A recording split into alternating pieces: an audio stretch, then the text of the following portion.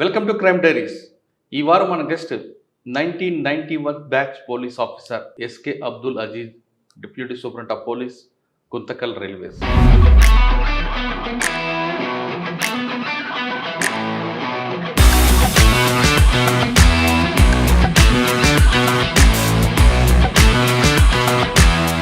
Guntakal railway station, Guntakal railway junction అది పెద్ద police station జిఆర్పీలో. అవును, ఇక్కడ రావడానికి మెయిన్ ఛాలెంజ్ ఏమొచ్చు? గుర్తులో ఏం చేస్తారంటే సిగ్నల్ ట్యాంపరింగ్ చేస్తారు. సిగ్నల్ ట్యాంపరింగ్ కేసులు ఎక్కువ. బయట నుంచి కొంతమంది చేస్తారు, లోపల లాక్కొని ఇంకా అక్కడి నుంచి జంప్ అవుతాం. మీ దగ్గర నుంచి వచ్చినా ఒకటే జరిగింది. ప్లాన్ చేసుకున్నాము విత్ ఆర్పిఎఫ్, మేము అంతా కలిసి టీం వర్క్ చేసి నెక్స్ట్ జరగకుండా చేసాము. సార్ గుర్తు ఎందుకు తీసుకుంటారంటే హైవే కరెక్ట్గా తీసుకుంటాం. అంటే వాళ్ళ వెహికల్ దాదాపుగా వాళ్ళ వెహికల్ తీసుకోవడం కానీ లేదా అక్కడికి పారిపోవడానికి ఈజీగా ఉంటారండి. ఈ గ్యాంగ్స్ అన్ని కూడా inter state gangs, other state gangs. ఈ గ్యాంగ్స్ బాగా గుంతకల్కి మన గుల్బర్గా నుంచి, సోలాపూర్ నుంచి, ఈ నాగపూర్ నుంచి ఈ గ్యాంగ్స్ ఎప్పుడైనా జరుగుతున్నాయి సార్. చాలా కష్టంగా ఉంది, ఓట్స్ చాలా తక్కువ ఉంది, అయినా కష్టపడి చేస్తున్నాము. స్టేషన్ మెయింటెనెన్స్ ఇచ్చేది 15,000, కానీ బడ్జెట్ తీసుకుంటే 1 lakh అబవ్ వస్తుంటుంది. మీకు స్టేషన్లో బండి ఇచ్చింది, ఆ బండికి డీజిల్ అయిపోతుంది. అది డీజీ లెవెల్లో వాళ్ళు ఆలోచించాలి, దాన్ని రివ్యూ చేసుకొని డిపార్ట్మెంట్ రమ్మంటారు. రమ్మంటాను నేను చేస్తున్నాను. ఆ డిపార్ట్మెంట్లో భోజనం చేస్తాను, ఆ తిండి తింటాను. నేను డిపార్ట్మెంట్ని గౌరవిస్తాను, రెస్పెక్ట్ ఇస్తాను సార్.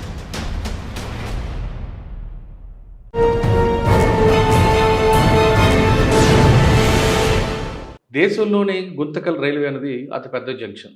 ఈ జంక్షన్లో పనిచేస్తున్న డిఎస్పీ గారు ఇక్కడ జరుగుతున్న నేరాలు ఏ విధంగా జరుగుతుంటాయి, ఇక్కడ దేశం మొత్తం మీద వస్తున్న క్రిమినల్స్ అందరికీ కేర్ ఆఫ్ అడ్రస్ ఎందుకు అవుతుంది, ఇక్కడ ప్రయాణికులకి భద్రత కల్పించాలన్నా ప్రయాణికులు తమకుగానే తమ వస్తువులు కాపాడుకోవాలంటే ఏం చేయాలి, ఒకవేళ ఈ ప్రాంతంలో వస్తున్న ప్రయాణికులకు ఎవరికైనా నష్టం జరిగితే ఆ ప్రాంతంలోనే ఇవ్వాలా లేదా ఎక్కడైనా సరే కంప్లైంట్ ఇవ్వచ్చా అనే దీనికి మన అబ్దుల్ అజీజ్ గారు మనకు సరైన సమాధానం చెప్తారు. సార్ నమస్తే అండి. నమస్తే అండి, నా పేరు షేక్ అబ్దుల్ అజీజ్. ఓకే, ఇక్కడ గుంతకల్ అనేది చాలా పెద్ద పోలీస్ రైల్వే స్టేషన్. అవును, దేశంలోనే నాగ్పూర్ తర్వాత జంక్షన్. దాదాపు అన్ని రాష్ట్రాల నుంచి రైలు ఇక్కడ నుంచి పాస్ అవుతుంటాయి. ఇందాక ఇన్స్పెక్టర్ గారు చెప్తున్నాడు, కాశ్మీర్ నుంచి కన్యాకుమారి వెళ్ళాలంటే వెళ్ళొచ్చు. అవును, అదే విధంగా క్రిమినల్స్ కూడా ఇక్కడ చాలా హెవీగా పాస్ అవుతుంటారు. అవును సార్.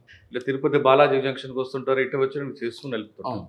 రైల్వేలో దొంగతనం జరగకుండా ఏం చేయాలి, దొంగతనాలు జరిగిన తర్వాత ఇందాక చెప్తున్నట్లుగా అక్కడే కంప్లైంట్ ఇవ్వాలా లేదా ఎక్కడ వాళ్ళు గుర్తిస్తే అక్కడ కంప్లైంట్ ఇవ్వాలా? సాధారణంగా రైల్వేలో దొంగతనాలు జరుగుతూ రికవరీ కాదు అనేది ప్రజల్లో ఉంది అనుమానం.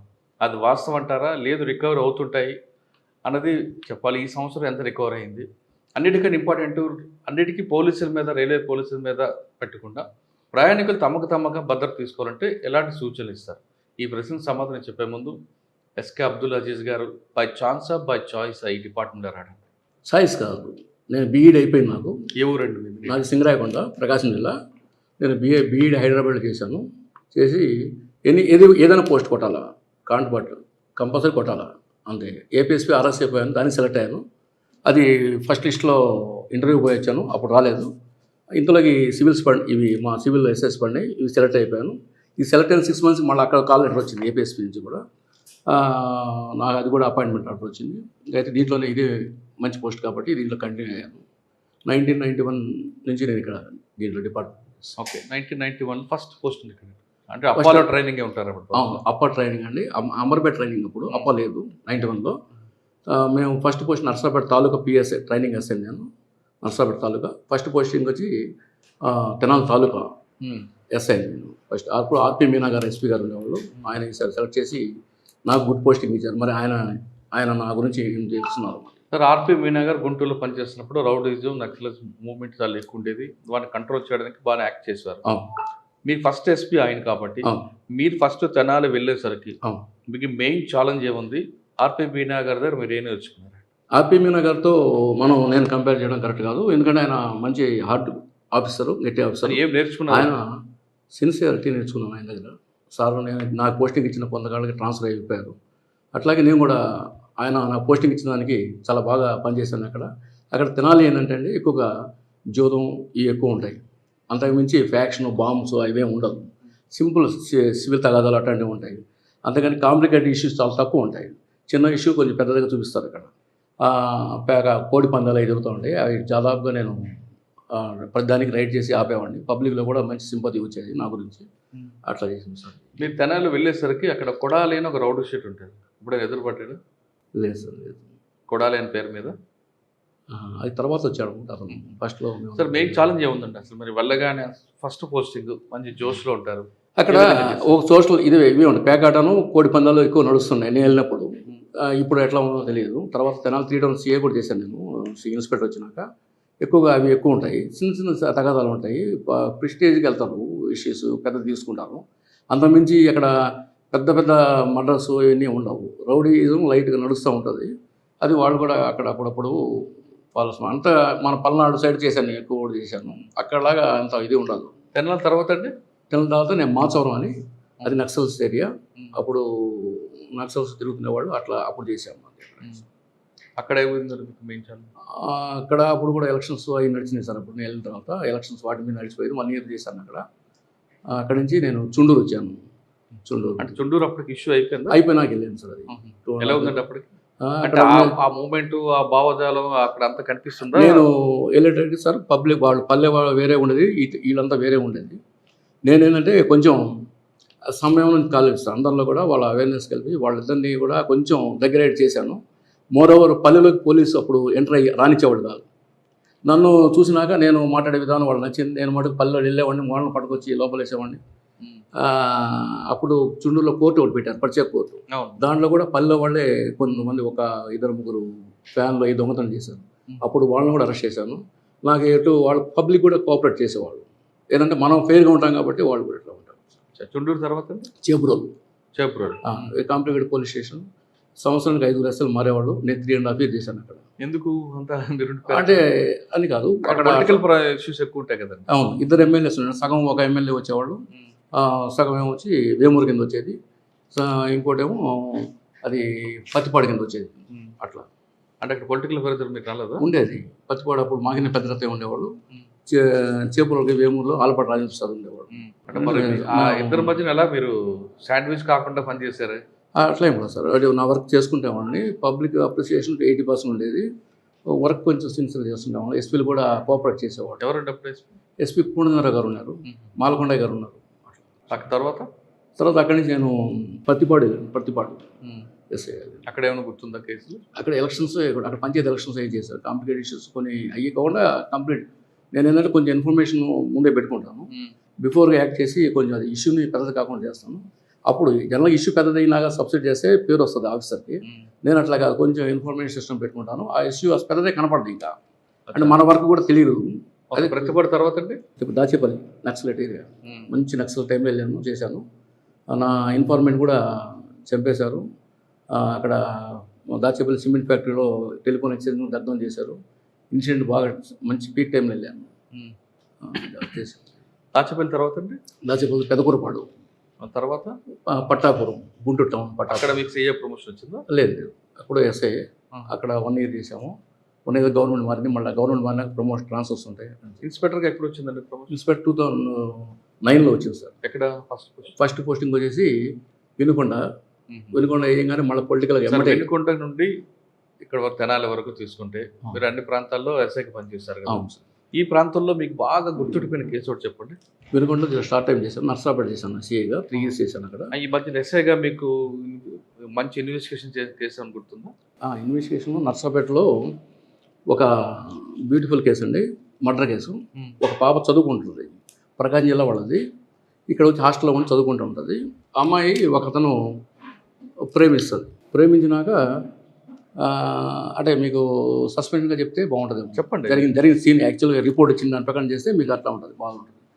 ఒక డెడ్ బాడీ మన కోటప్పకొండ బ్యాక్ సైడ్ హిల్ లోపల, ఇల్లు కింద వైపు ఒక పాప 22 years 23 years dead body, unidentified dead body ఉంటుంది.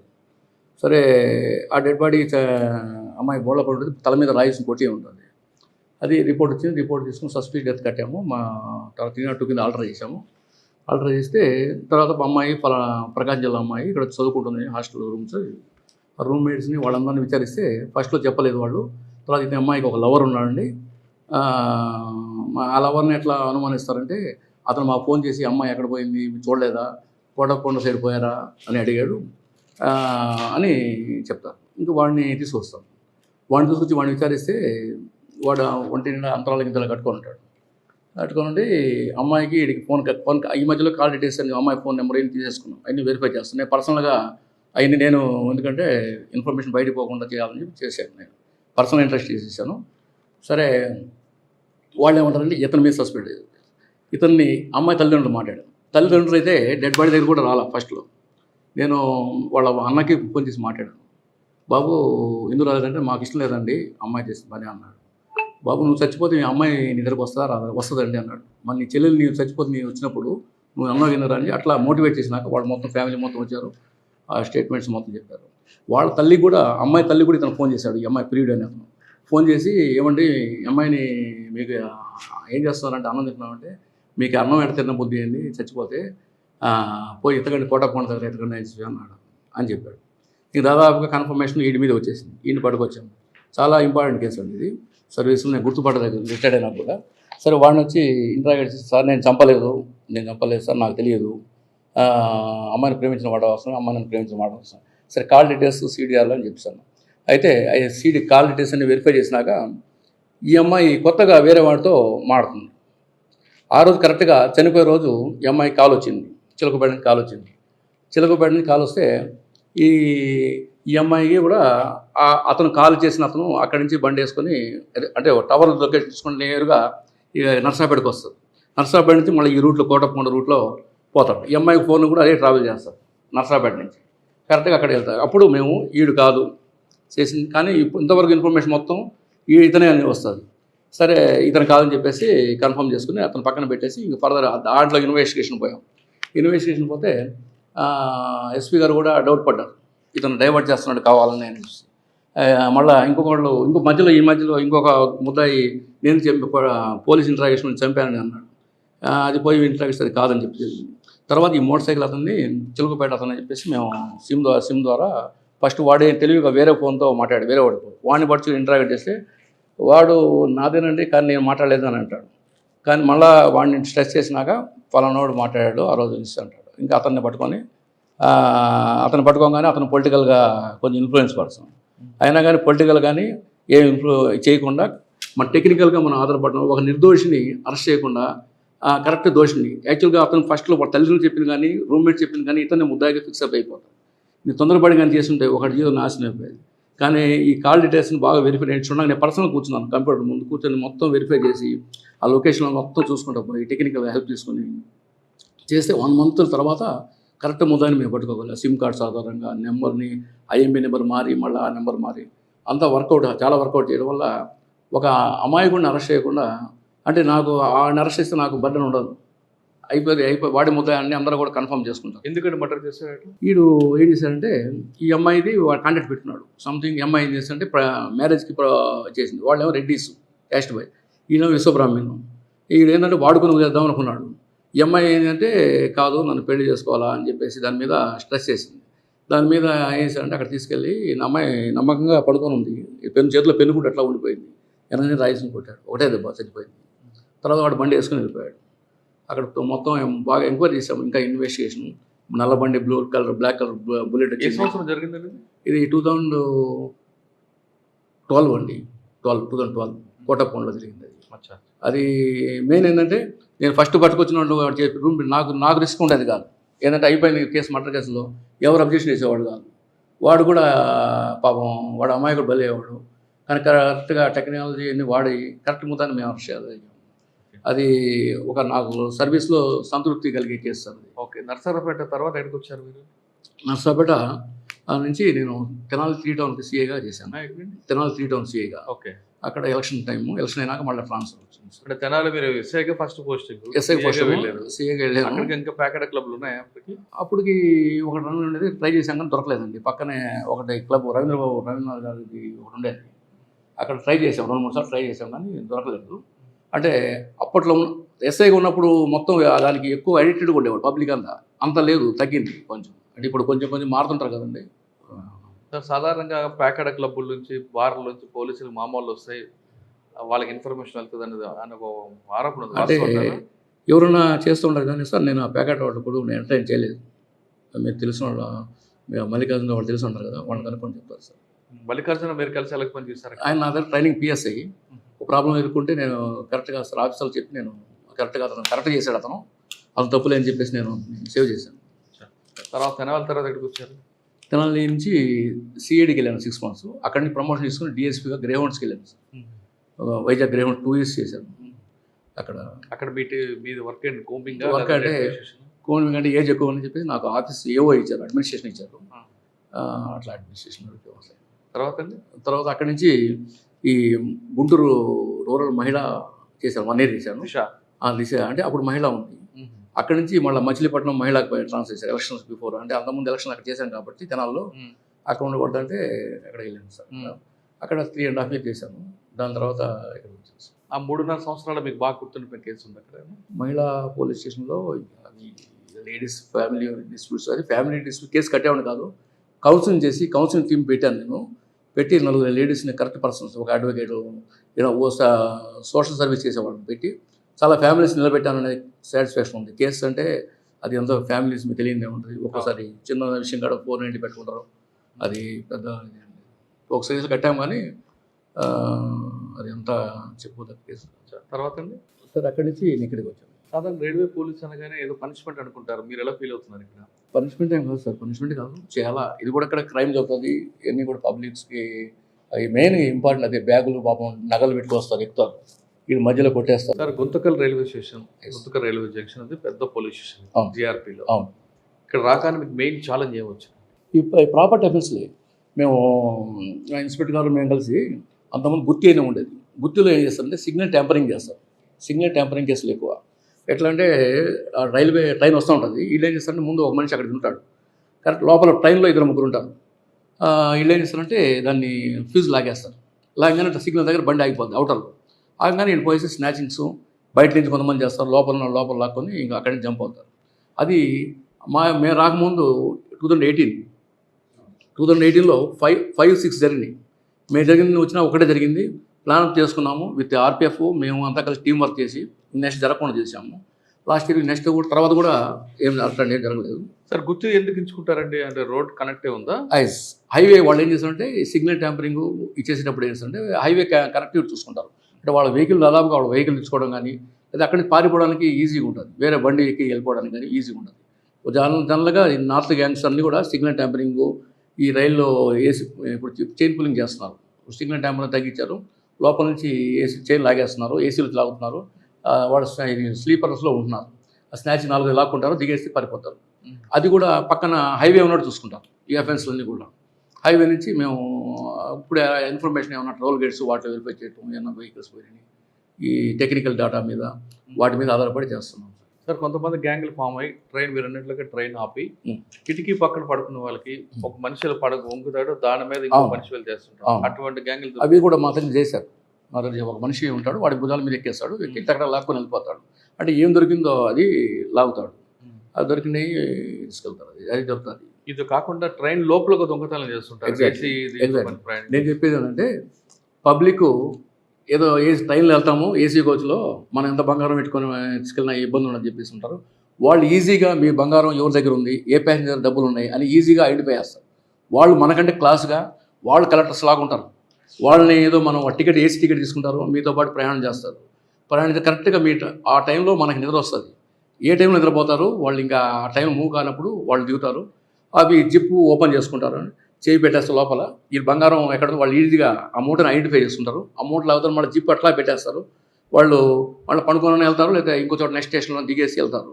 వీళ్ళకి ఇంటికి వెళ్ళేదాకా కూడా ఆ జిప్పు కూడా మళ్ళీ యాసిటీస్ పెట్టేస్తారు. ఆ జిప్పు వీళ్ళు ఇంటికి వెళ్ళి చూసుకుంటారు. ఆ తరహా ఆఫెన్స్ ఈ మధ్య జరుగుతున్నాయి. ఈ మధ్య మేము ఒక గ్యాంగ్ను పట్టుకున్నాం. వాళ్ళని కూడా వాళ్ళు చాలా దొరకడం చాలా కష్టం. వాళ్ళు సార్ ఇప్పుడు మీరు చెప్పిన ఎంఓలో ఎక్కడో ప్రయాణం చేస్తాడు పాసింజర్, ఇక్కడ కొంచెం ఇంటికి చేరుకుంటాడు, తమిళనాడులో మహారాష్ట్రలో బయలుదేరుతాడు, తమిళనాడు చేరుకుంటాడు. ఇంటికి వెళ్ళేసరికి బ్యాంక్లో బ్యాగ్లో పోతుంది. ఇంటికి వెళ్ళేసి చూసుకుంటాం ఎక్కడ జరిగిందని ఎక్కడ కంప్లైంట్ ఇవ్వాలి, అక్కడే ఇవ్వచ్చు. వాళ్ళు ఉన్న ప్లేస్లోనే ఇవ్వచ్చు. 0 FIR కట్టచ్చు, కట్టి వాళ్ళు మాకు ట్రాన్స్ఫర్ చేస్తారు. జరిగిందని ఎలా తెలుస్తుంది? అది కొంచెం డిఫికల్ట్ క్వశ్చన్. అయితే వాళ్ళు ఐఓస్ ఇప్పుడు ఎక్కడైతే రిపోర్ట్ ఇచ్చారో జనరల్గా ఎక్కడ చూస్తున్నారు అనేది ఒక పాయింట్ వస్తుంది. చూసిన కాడే వాళ్ళు రిపోర్ట్ ఇవ్వాలి. వాళ్ళు ఇన్వెస్టిగేషన్ చేసి ఒకవేళ ఏమైనా పాయింట్స్ దొరికితే మాకు ట్రాన్స్ఫర్ చేస్తారు, లేదంటే వాళ్ళే చేయాలి. అది అవి కూడా కొంచెం హై లెవెల్ ఆఫీసర్స్ కొంచెం కాన్సన్ట్రేట్ చేస్తాం అవసరం. కొంతమంది ఆఫీసర్లు మాకెందుకు బర్డెనని పక్కన పంపించేస్తారు. అది తప్పు అండి. ఎందుకంటే కొంతమంది ఇప్పుడు ఏం చేస్తున్నారంటే వాళ్ళు పోయి ఇంటికాడ చూస్తున్నారు, మన సంబంధం ఏంటి ట్రైన్లో చూసుకోలేదు, ఇంటికాడ చూస్తున్నారు వాళ్ళు ఎక్కడ పోగొట్టుకుని చెప్తున్నారు అంటారు. అది కరెక్ట్ కాదు. వాళ్ళ జిప్పులు యాజ్ ఇట్ ఈస్గా ఎట్లా ఉంటాయి అట్లా ఉంటాయి. ఇంటికి వెళ్ళి చూసినాకే వాళ్ళ తొలి తెలుస్తుంది. కాకపోతే ఒకటేంటంటే మా పోలీస్ బాధ ఏంటంటే 10 గ్రాములు పోతే 20 గ్రాములు రిపోర్ట్లు ఇస్తున్నారు. చాలా 70% కేసుల్లో వాళ్ళు ఎక్కువ ఇస్తున్నారు. మేము రికవరీ ఎక్కడి నుంచి ఇస్తే తక్కువ ఇస్తారని పోలీసులు అని ఎక్కడి నుంచి పెట్టాలి సార్? ఎక్కడి నుంచి ఇస్తాం మేము? వాళ్ళకి దొరికితే ఆ గోల్డ్ ఇస్తాం, కానీ మేమేం తయారు చేసి గోల్డ్ ఏం చిన్న వస్తువు కాదు అది. మొన్న ఈ రీసెంట్గా ఒక లేడీ బాంబే నుంచి బెంగళూరు వెళ్తుంది. ధర్మవరం ఆమె మూట ఏం చేస్తుంది, మా ఒక్కటే ముసలాం 70 years రిటైర్డ్ రైల్వే ఎంప్లాయీ. ఆమె మూట ఒకటి పెట్టుకొని అది దీంట్లో బ్యాగ్లో బాత్రూమ్కి వెళ్తుంది, వస్తుంది. ఐడెంటిఫై చేశారు వాళ్ళు. 46 lakhs మొత్తం ఆర్నమెంట్స్. మేము అన్నాం రోజు ఫోన్ చేస్తూ ఉంటాం, కేసు కట్టాం చూస్తున్నాం, అది కూడా ట్రై చేయడానికి చూస్తున్నాం. మేము బెటర్ దెన్ మీరు 5 డ్రీమ్స్ వచ్చారు కాబట్టి ఒకటి చెప్తాం, మీకు ఐడియా ఉంటుంది. నేను 2 years నుంచి ఇక్కడ చేస్తున్నాను, 2 years 4 months నుంచి. బిఫోర్ 2 years మీరు ప్రోగ్రెస్ చూసుకోండి రైల్వేది. ఆఫ్టర్ 2 years అంటే కష్టపడింది వాళ్ళే కాదంటున్నా, కింద స్టాప్ చేస్తారు. నేను వాళ్ళ కోఆపరేటివ్గా ఎట్లా చేయాలనేది వాళ్ళకి ఇవ్వాల్సిన హెల్ప్ నేను చేసుకుంటే చాలు, వాళ్ళు పని చేసుకుంటూ పోతారు. మా ఇన్స్పెక్టర్ వాళ్ళు కూడా నేను కోఆపరేషన్ చేస్తుంటాను, వాళ్ళు కూడా పని బాగా చేసి సబ్డివిజన్ మంచి పేరు ఇచ్చారు. డిటెక్షన్ మీకు కావాలి 2 years బిఫోర్, 2 years తర్వాత చూసుకోండి సార్. ఎంత ఉందండి మాకు 60% ఉంది రికవరీ. ఇంకా ఈ ఇయర్ ఉంది, ఇయర్ చేయాల్సి ఉంది. ఇంకా ఇప్పుడు దాకా ఎలక్షన్స్ చెప్పారు. ముసలామది రికవర్ అయిందా? కాలేదు, చేస్తున్నాం. ఆల్రెడీ ఒకరిని ఐడెంటిఫై చేసాము, వాడిని ఈ మధ్యలో లిఫ్ట్ చేస్తాము. ఓకే సార్, ఇవి కాకుండా అటెన్షన్ డైవర్షన్ గ్యాంగ్లు కూడా తిరుగుతుంటాయి, మీరు ఐడెంటిఫై చేసి. అటెన్షన్ డైవర్షన్ ఒకటి కర్నూలు జరిగిందండి. నేను వచ్చినాక 2-3 కేసు జరిగింది. వాడిని అక్కడే పట్టుకున్నారు, ఒకరిని పట్టుకున్నారు, మిగతా విధంగా తెప్పించేసాము. అది ఒకటి జరిగింది. ఎక్కువ క్రిమినల్స్ మూవ్మెంట్ ఎక్కువ ఉంటుంది కాబట్టి ఎక్కువ ఏ ప్రాంతం నుంచి ఉంటారండి? మాకు ఆదోని నుంచి ఈ ధర్మవరం, హిందూపురం లోపల దొరుకుతాయి ఈ రూట్లో. ఇక్కడ కర్నూలు సైడు ఇక్కడ దొరుకుతాయి. ఎక్కడ? కర్నూలు వెళ్ళేటప్పుడు కర్నూలుకి యువతలు దొరుకుతాయి. దోను, కర్నూలు ఈ ప్రాంతంలో దొరుకుతాయి. పెండెకల్లు ఈ ప్రాంతంలో దొరుకుతాయి. నంద్యాల నుంచి కొంచెం తక్కువ, నంద్యాల లోపల దొరుకుతాయి. నంద్యాల అవతల పెద్దగా ఉండవు రిపోర్ట్స్, అంటే చిన్న దొరుకుతాయి. మెయిన్ అఫెన్స్ జరుగుతాయి. పగిడిరాయి ఇక్కడ ఉంది, పగిడిరాయి. అంతకుముందు ఎక్కువ జరిగాయి, ఈ మధ్య కూడా 2-3 జరిగినాయి. ఒక గ్యాంగ్ రెడ్ హ్యాండ్కి మేము పట్టుకున్నాము, టెక్నికల్ హెల్ప్తో ఇవి చేశారు. అదే రోజు పట్టుకున్నాము. కోర్స్ మేము చూపించడం అరెస్ట్ తర్వాత వచ్చాం. సార్ ఇవన్నీ పట్టుకుంటున్నారు కదా, రికవరీ అవుతాయా వీళ్ళ దగ్గర? అవుతాయి చేయాలి. దొంగతనం జరిగించి ఒప్పుకుంటారు కదా, వాళ్ళ ప్రజెన్స్ మొత్తం వెరిఫై చేస్తాము. వాడు ఉంటే అది కంపల్సరీ వాడు చేసినప్పుడు వాడు కట్టాల్సిందే కదండి. వాడు నేరం చేశాడు, వాడు అమ్మేడు చూపిస్తాడు, అది మేము రికవర్ చేసి చూపిస్తాం. అది రికవర్ వస్తుంది అంటారు. అంటే ఈ గ్యాంగ్స్ అన్ని కూడా inter state gangs, other state gangs? ఈ గ్యాంగ్స్ బాగా గుంతకల్కి మన గుల్బర్గా నుంచి, షోలాపూర్ నుంచి, ఈ నాగపూర్ నుంచి ఈ గ్యాంగ్స్ ఎప్పుడైనా తిరుగుతున్నాయి సార్. చాలా కష్టంగా ఉంది, ఫోర్స్ చాలా తక్కువ ఉంది, అయినా కష్టపడి చేస్తున్నాము. ఈ లాస్ట్ 2-3 months నుంచి మాకు ఆర్పిఎఫ్ వాళ్ళు ఎలక్షన్ డ్యూటీకి వెళ్ళిపోయారు, మా వాళ్ళు కొంతమంది వెళ్ళిపోయారు. అందువల్ల అఫెన్స్ కూడా చాలా జరిగింది ఈ సంవత్సరం. ప్రతి సంవత్సరం లాండెడ్ పోలీస్ వాళ్ళు మాకు కొంతమంది స్టాఫ్ ఇస్తారు. అది కూడా లేకుండా మేము ఇన్స్పెక్టర్స్ కూడా తిరుగుతున్నాం, మేము కూడా తిరుగుతున్నాము నైట్ రౌండ్స్. అటు తిరిగితేనే కొంతవరకు కంట్రోల్ చేయగలిగాం, లేదా ఇంకా చాలా జరుగుతాయి. ఓకే, గుంతకల్ రైల్వే డివిజన్లో ఏ టైంలో ఎక్కువగా అఫెన్స్ అవుతుంటాయి? జనరల్గా ఎక్కడైనా కానీ సార్ రైల్వే అఫెన్స్ మొత్తం కూడా ఆఫ్టర్ 1-3 మధ్యలో, 3.5, 4 మధ్యలో దొరుకుతాయి. ఎక్కడైనా అంతే. అంటే డైలీ ఉంటాయండి ఇక్కడ అఫెన్స్? లేదు, సెల్ ఫోన్ తీసుకెళ్తారు కొంతమంది. ఇక్కడ మన స్టేట్ వాళ్ళు ఏమంటే ఒక బండి స్లో అయిందంటే బండి ఒకసారి డైవర్షన్ పెడతారు. ఇక్కడ జరిగిన మొన్న అఫెన్స్ మొత్తం కూడా వెనక క్రాసింగ్ కోసం పెడతారు. అక్కడ వాడు అడ్వాంటేజ్ తీసుకొని లాగి దిగి వెళ్ళిపోతాడు. పెనుగొండ దగ్గర జరిగినాయి అట్లా స్నాచెస్, వాళ్ళని కూడా ఐడెంటిఫై చేసాము. కొంచెం ప్రాసెస్. కానీ మెయిన్ ట్రైన్స్లో అన్నింటి కూడా జిఆర్పి సెక్యూరిటీ ఉంటుంది కదండి, ఆర్పిఎఫ్ ఉంటుంది, జిఆర్పి ఉంటుంది. ఆర్పిఎఫ్ ఉంటుంది. ఆర్పిఎఫ్ సార్ పెట్టెలు ఎన్ని ఉంటాయి, 15-16 ఉంటాయి. వాడు చూసుకుంటాడు, పోలీస్ మూవ్మెంట్ చూసుకొని చేస్తారు. దాదాపుగా పోలీసులు ఎస్కాట్ ఉన్న బళ్ళు ఇచ్చారు. ఈ మధ్య దాదాపు 1.5 years 2 years నుంచి తెలివిగా ఏ బళ్ళకి మేము ఎస్కాట్ ఇవ్వము, ఆ బళ్ళకి వీక్లీ ట్రైన్స్ వస్తాయి, వాటికి జనరల్గా మేము ఇవ్వము ఎస్కాట్, వాటికి అఫెన్స్ చేస్తున్నారు వాళ్ళు. సార్ గుంతకల్ డివిజన్లో పర్టికులర్గా ఏ బెల్ట్ చెప్పారు మీరు ఇందాక, ఆ బెల్ట్ వరకు మీరు ఎస్కాట్ ఇస్తుంటారా? ఇస్తున్నాం సార్. ఇప్పుడు కానిస్టేబుల్ లేకపోయినా ఒక కానిస్టేబుల్కి ఇచ్చి వెపన్ ఇచ్చి, నేనే లేను, ఇన్స్పెక్టర్ లేడు, ఇది నైట్ రౌండ్స్ ఆడిపోయి నేను తుగ్గలి ఎక్కడ పోయి నిలబడ్డాను, వెపన్ తీసుకున్నాను, మా సీసీని తీసుకొని మెన్ లేరు, బందోబస్తు ఎలక్షన్ మేము కష్టపడి చేయబట్టి ఇలాంటి పెట్రోలింగ్లో ఉన్న టైంలో ఎప్పుడైనా అఫెండర్ ఎదురుపడ్డాడు? అట్లా సార్ అఫెండర్ ఎప్పుడైనా కనబడ్డాడు మీకు? అది మొన్న పట్టుకున్నాం సార్, గుత్తిలో రెడ్ హ్యాండ్లో పట్టుకున్నాం. వాడు ప్రాపర్టీ ఆ రోజు చేసింది, మార్నింగ్ చేసింది. ఇన్స్పెక్టర్ గారు వెళ్ళారు. సో నేను వెళ్తా అంటే బండి వద్దు సార్, బైక్ మీద రమ్మంటే నేను బైక్ వేసుకెళ్ళాను. మా ఇన్స్పెక్టర్ కూడా అటు కర్నూలు వాళ్ళంతా వచ్చారు. వాళ్ళని అక్కడ గుత్తి గడపగానే వాళ్ళు అక్కడి నుంచి మళ్ళీ బస్సులో మూవ్ అయ్యారు. బస్సులో మాకు మన సిగ్నల్స్ ఇట్లా బస్సు వెహికల్ వెళ్తున్నారు సార్, వెహికల్ అన్నారు. అంటే ఏ వెహికల్ మాకు తెలియదు. వెహికల్ మీద పోయి గుంతకల్ ఇన్స్పెక్టర్ పట్టుకుని. అంటే మీరు చాలా మంది నేరస్తులు చూస్తుంటారు కదా ఎగ్జాక్ట్. రైల్వే దీంట్లో, ఎందుకంటే ఈ డివిజన్ ఎందుకు ఎంచుకుంటున్నారు వాళ్ళు? వాళ్ళు యాక్సెస్ ఈజీగా ఉన్నాయి, ఈ నెంబర్ ఆఫ్ ట్రైన్స్ ఉన్నాయి, ఆ ట్రైన్లో రావచ్చు, ఈ ట్రైన్ వెళ్ళిపోవచ్చు. ఒక నగ అండి ఒకటి అమ్ముకుంటే 60,000 70,000 వస్తాయి. అది ఒక వారం వాడు ఏం చేస్తాడు. అంటే నేరస్తులు మీరు అందాక ఆర్గనైజ్డ్ క్రైమ్ చెప్పారు, లోపల ఇద్దరు ఉంటారు, బయట ఇద్దరు ఉంటారు, జరుగుతుంటారు. అలా కాకుండా సింగిల్ అఫెండర్స్ అఫెండర్ కొంచెం అఫీషియల్ గా ఉండి కూడా చేస్తారు. అటువంటి వాళ్ళు మీకు ఎదురుపడ్డారు? పట్టుకున్నాము కూడా, చాలా మంది పట్టుకున్నాము. ఇప్పుడు లాస్ట్ ఇయర్ ఇజ్రాయల్ అని, మొహమ్మద్ ఇజ్రాయల్ అని, నాకు కూడా అది బై ఫింగర్ ప్రింట్ ద్వారా వచ్చింది. మా ఫింగర్ ప్రింట్ చూస్తే స్టేట్ దాంట్లో చూస్తే లేదు, ఎక్కడ నేరాలు లేవు వచ్చినాయి. మా ఎస్పీ గారు చౌడేశ్వర్ గారు ఆమె ఏంటంటే నేషనల్ దాంట్లో చూపించి ఆమె ఇంట్రెస్ట్ ఇస్తున్నాను. ఆ ఫింగర్ ప్రింట్ని ఫలానా అతన్ని గ్యాంగ్స్టర్ అతను అక్కడ నాగ్పూర్, మా ఇన్స్పెక్టర్ కూడా పోయి అతన్ని క్యాచ్ చేసి తీసుకొచ్చాము, అరెస్ట్ చేసాము. అది సార్ మీరు నాగ్పూర్ పంపించారు. ట్రైన్ టికెట్స్ అంటే గవర్నమెంట్ ఇస్తుంది, కానీ అక్కడ లోకల్ గా వెళ్ళిన తర్వాత అక్కడ అకామిడేషన్, ట్రాన్స్పోర్ట్ అంతా కూడా ఎక్స్పెండిచర్ ఉంటుంది. ఇది ఎవరు బేర్ చేస్తారు? అది ఎట్లాగా సార్, ఇప్పుడు ఎప్పుడు కేసులు టీఏలు ఇస్తారు, మనకి శాలరీ వస్తుంది, సఫిషియెంట్ శాలరీ వస్తుంది. శాలరీ వస్తుందంటే మనం అఫెండర్ పట్టుకోవడానికి కాదు కదా. కాదు, ఇప్పుడు చేయాలి, మరి తప్పదు, అట్లా చేస్తూ ఉంటాము. అట్లాగే ఏమైనా మిస్లేనియస్ ఏమైనా అడిగితే ఎస్పీ గారు ఏమైనా చేస్తారు అట్లా డ్యూటీస్ పోయినప్పుడు.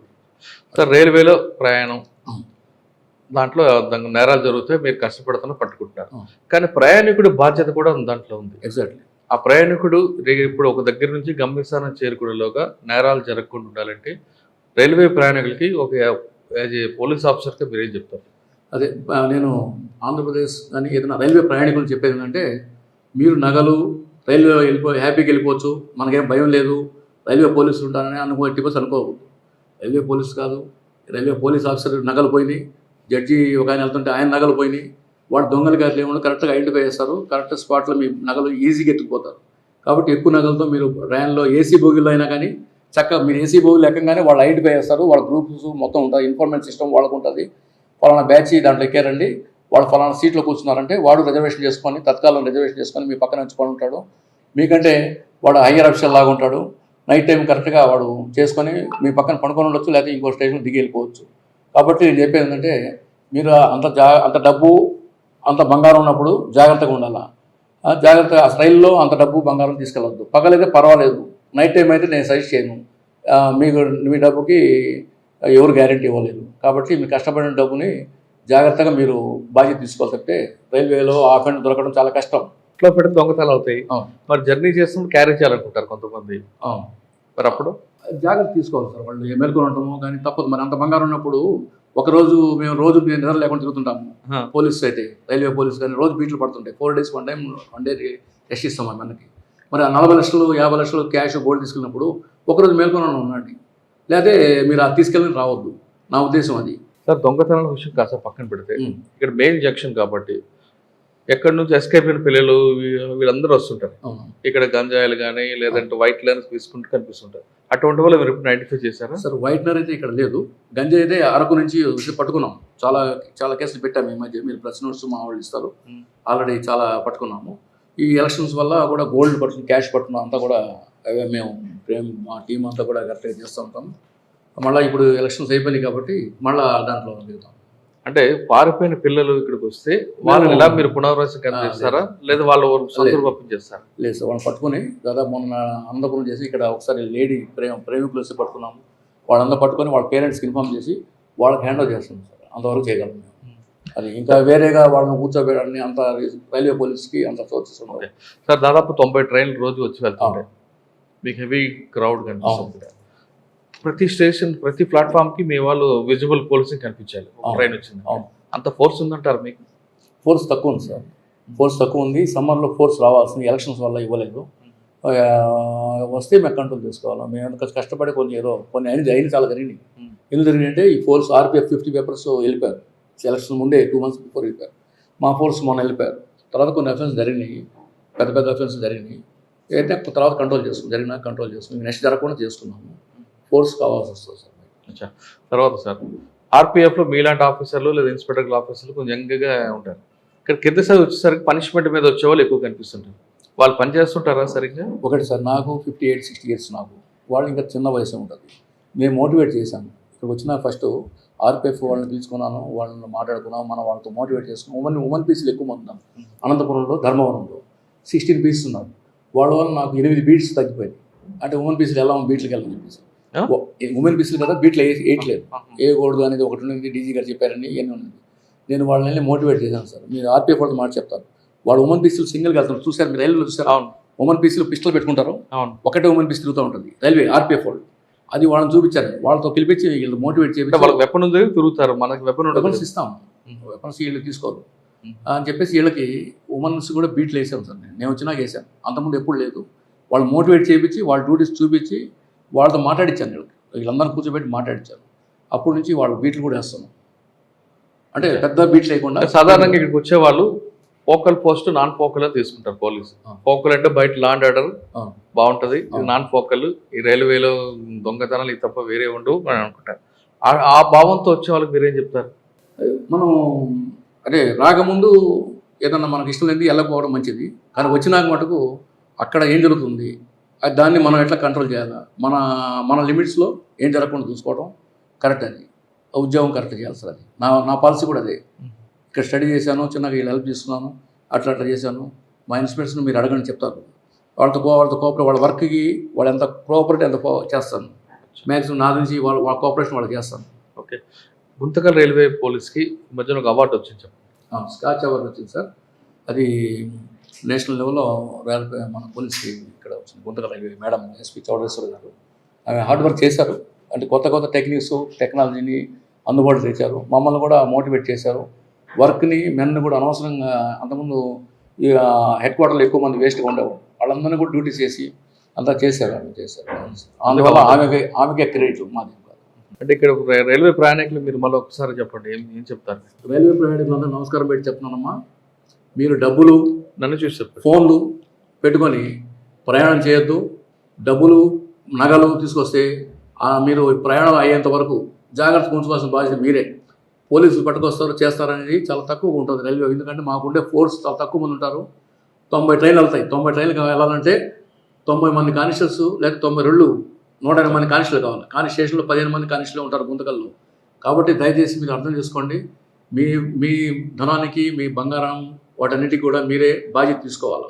రాత్రిపూట మీరు ఎక్కువగా ట్రైన్లలో ఎక్కువ తీసుకురాబోకండి. ఎందుకంటే నేరస్తులు నార్త్ సైడ్ నుంచి, ముఖ్యంగా గుంతకల్ నుంచి బెంగళూరు వరకు చాలామంది నార్త్ సైడ్ నుంచి, ఇది షోలాపూర్ నుంచి, గుల్బర్గా నుంచి పెద్ద నేరస్తులు, గ్యాంగ్స్, పార్టీ గ్యాంగ్ పట్టుకున్నాం మేము. వాళ్ళందరూ తిరుగుతుంటారు. వాళ్ళు చాలా తెలివైన నేరస్తులు. కాబట్టి మీరు ట్రైన్లో ప్రయాణించేటప్పుడు వీళ్ళంత తక్కువ నగలు కానీ తెచ్చుకోండి, ఎక్కువ తీసుకురాకండి. వాటిని మీరు జాగ్రత్తగా తీసుకోవాలని బాధ్యత మీరే. పోలీస్ చేస్తారు అనేది అది సెకండరీ విషయం, తర్వాత విషయం. కాబట్టి దయచేసి రైల్లో కదా, ఏసీలో కదా, తలుపులు వేసి ఉంటాయి, ఎవరు రారు అనుకోవద్దు. వాళ్ళకి అక్కడ కూడా జరగడానికి చాలా జరిగినాయి, ఈ మధ్య చాలా జరిగినాయి. వాళ్ళు మీలాగా ప్రయాణికుల్లా తిరుగుతున్నారు.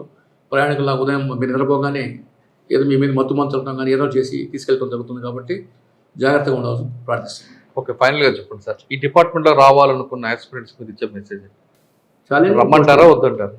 రమ్మని చెప్తాను. కంపల్సరీ రావాలా, యాక్టివ్గా చేయాలా ఉంటుంది. ఇప్పుడు ఏఆర్ అనుకోండి, పొలిటికల్ ప్రెషర్ ఉండదు. రిజర్వ్ పోలీస్కి పొలిటికల్ ప్రెషర్ ఉండదు, పొలిటికల్తో సంబంధం ఉండదు.